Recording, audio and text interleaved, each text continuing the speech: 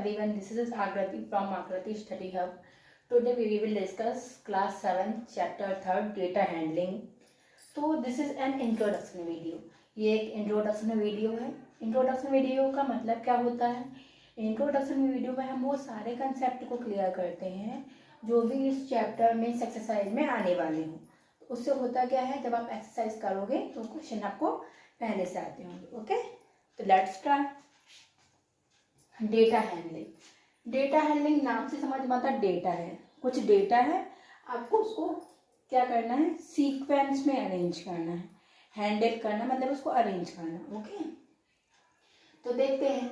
अब इसमें कुछ कंसेप्ट्स होते हैं जैसे mean, median and mode. Okay, तो क्या करेंगे हम, एक एक करके इनको क्लियर करेंगे. तो मीन क्या होता है? मीन होता है sum of all observation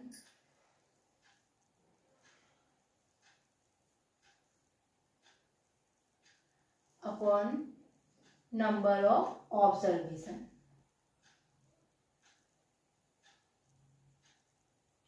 okay, तो ये ऑब्जर्वेशन का मतलब क्या है? सिंपल सा डेटा, जैसे आपको दिया है 5, 6, 10, 8, 7, 6, 3, 9.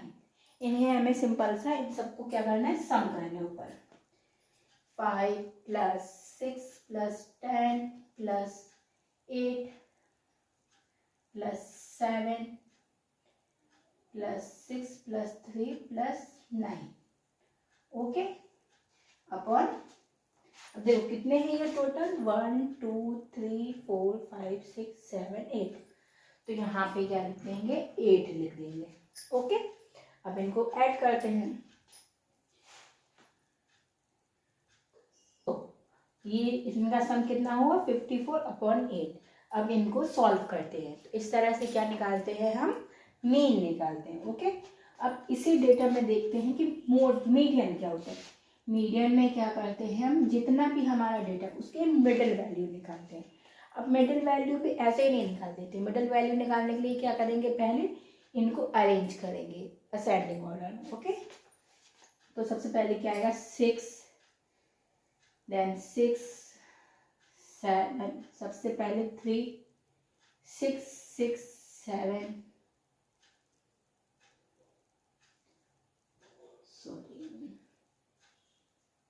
5, 3, 5, 6, 6, 7 and 8, then 9, then 10. कितने हुए टोटल, 3 and 3 6 and 3 9.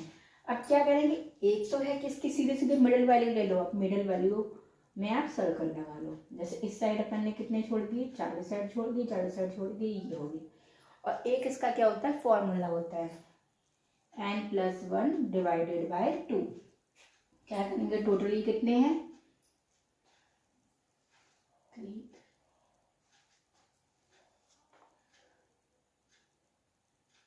सॉरी ये कितने हैं, ये टोटल 8 है. हम इसमें एक कम लेते हैं. क्यों एक कम ले रहे हैं, क्योंकि हम अभी इसमें ऑड नंबर्स वाले में देखेंगे. ओके, तो हम ये डेटा ये मान के चल रहे हैं कि इसमें 10 नहीं है, ऐसा एक डेटा ले रहे हैं. क्योंकि जो आपको अभी जो मोड है, मीडियन है ना, उसमें ऑड नंबर्स का है. ओके, इसलिए हम इसमें 8 नंबर्स ले रहे हैं. ओके, अब क्या करेंगे, ऑड नंबर्स ले रहे हैं, 3, 3, 6 and 7, 3, 3, 6 and 7. तो क्या करेंगे, टोटल कितने हैं इसमें, यहाँ भी 7 कर देते हैं, कंफ्यूजन ना हो जिसमें. 7 + 1/2. 7 + 1 8/2. 2 1 जा 2, 2 4 जा 2. आ गया. तो देखो ये 4th नंबर का आपका क्या हो जाएगा, मीडियन हो जाएगा. सिंपल सा, इसमें कंफ्यूज होने वाली बात नहीं है. आपको क्या मिलेगा, आपको ऑड नंबर्स ही मिलेंगे. ऑड नंबर्स मिलेंगे, फिर उसके बाद आप क्या करोगे, उसमें 1 ऐड करके, जैसे 7 है तो 1 ऐड का 8 हुआ, और 2 से डिवाइड कर दोगे. हर किसी को 2 से डिवाइड करना है. ओके, तो इस तरह से क्या होता है, मीडियन. अब मोड देखेंगे. मोड क्या होता है,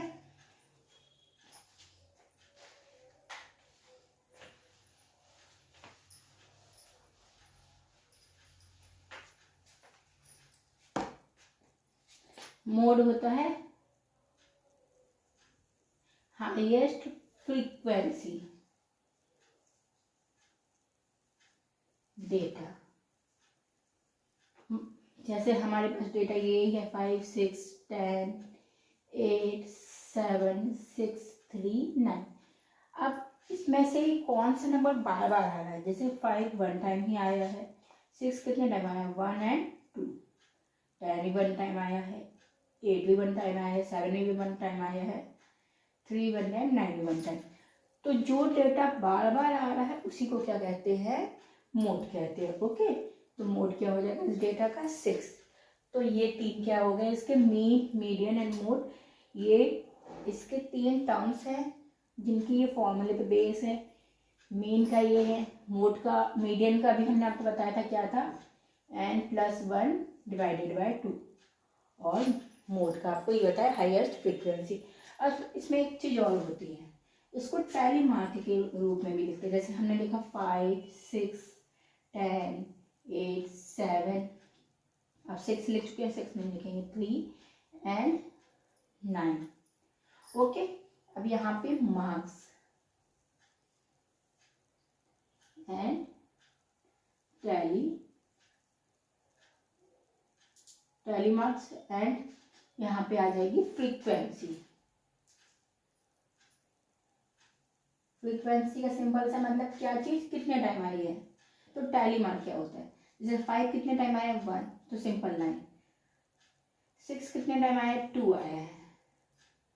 10 वन टाइम आया है, 8 one time, 7 one time, 3 one time and 9 one time. Okay, तो ये इसकी फ्रीक्वेंसी हो गई, इसकी 1, इसकी 2 एंड सबकी 1 1।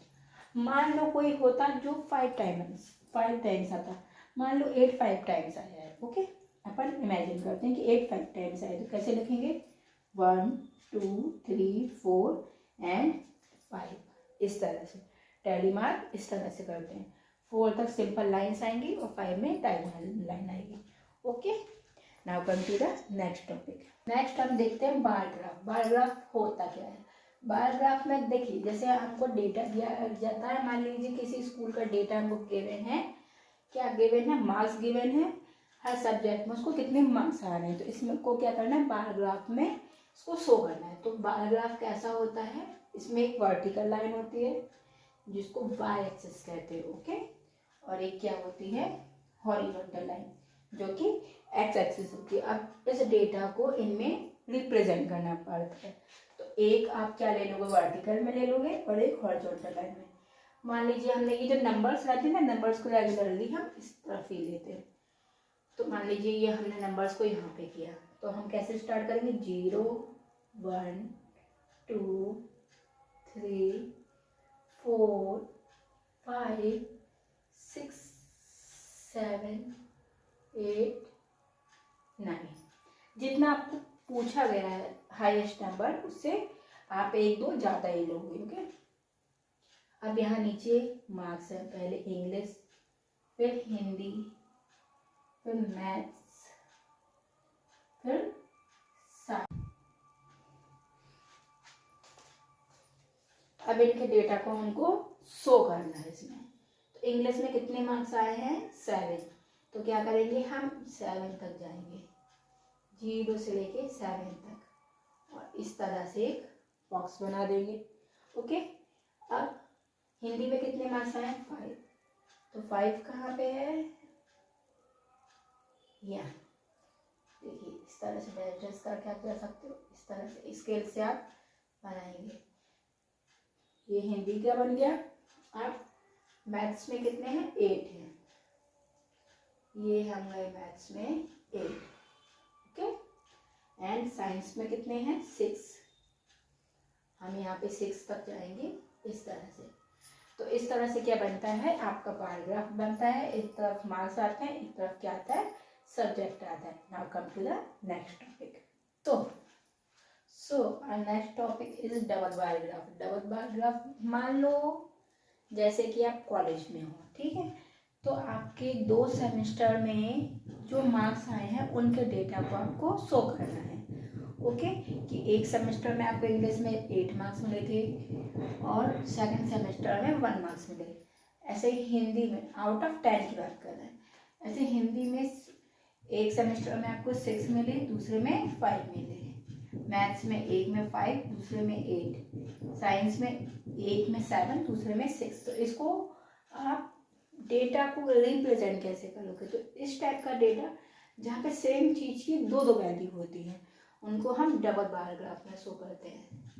तो सिंपली इसमें भी एक वर्टिकल लाइन होती है जिसको y कहते हैं और एक हॉरिजॉन्टल लाइन होती है जिसको x कहते हैं। ओके, अब नीचे हम ले लेते हैं subject English, Hindi, maths and science. 0 से स्टार्ट करेंगे। अब आपका हाईएस्ट डेटा इसमें 8 है तो हम 9 या 10 तक लेते हैं। 1 2 3 4 5 6 7 8 9 एंड 10। अब इंग्लिश में फर्स्ट सेमेस्टर में कितने मिले हैं, 8 मिले हैं। हम 0 से गए 8 तक। ओके, फिर ये बन गए एक बार। अब ये हो गए सेमेस्टर 1 के। सेमेस्टर 2 में कितने मिले हैं, 1, सिर्फ इतना। ओके, अब हिंदी में सेमेस्टर 1 में मिले हैं 6 एंड सेमेस्टर 2 में 5। इनको अटैच करके लिखते हैं, पैराग्राफ को दोनों को अटैच करते हैं। ओके, इस तरह से एक दूसरे से अटैच करते हैं। फिर मैथ्स में पहले मिले हैं 5, ये सेमेस्टर 1 के। इस अगर आप पहले सेमेस्टर 1 ले रहे हो तो पहले सेमेस्टर 1 ही लोगे हर में, फिर सेमेस्टर 2। फिर मैथ्स पहले 5,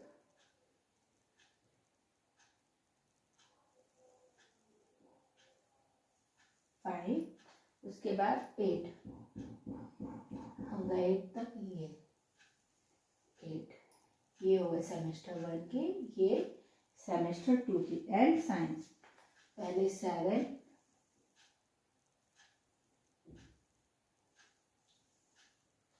एंड देन 6। ये इस तरह से, तो ये semester 1 end semester 2।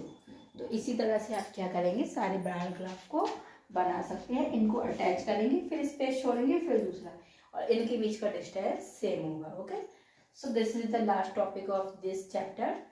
Now in next video we will discuss exercise of this chapter. Till then, bye bye.